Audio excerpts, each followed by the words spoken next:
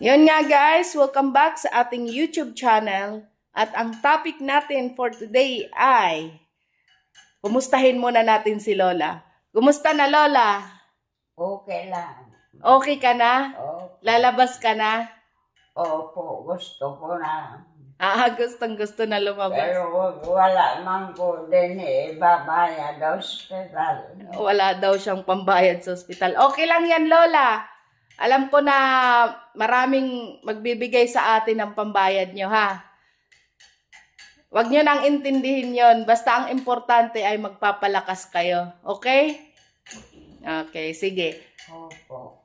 Sige. So, ang ating topic ngayon ay yung mga nagko-comment sa atin sa TikTok na ang sabi nila, dapat daw yung video ni Lola na ina-upload ko sa YouTube, bakit daw hindi na lang i-upload sa TikTok?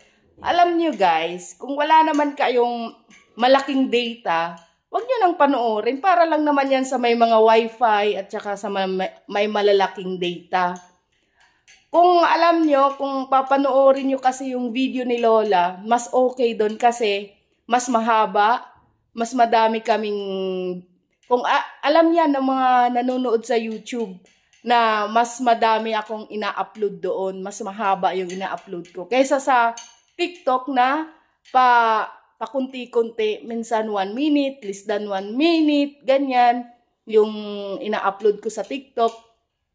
Kung manonood kayo sa YouTube, ay malalaman nyo ang buong istorya. 'Di ba? So, yun nga. At isa pa, kung manonood din kayo sa YouTube, matutulungan nyo ma-monetize ang aking YouTube channel at matutulungan nyo kahit papano si Lola sa mga gastusin niya sa bahay. At least, 'di ba? Sa panonood nyo, nakatulong kayo. Kahit sa panonood lang at magko-comment kayo, magla-like, ganyan. Para naman ay makatulong pa tayo sa mga nangangailangan. At malay nyo, sa susunod, meron pa tayong makita na talagang kailangan ng tulong, ay hindi tayo magdadalawang isip na tulungan yan. Okay lang sa'yo, Lola, na may tutulungan akong iba na katulad nyo? Okay lang. Okay lang? Ayan, approve naman kay Lola.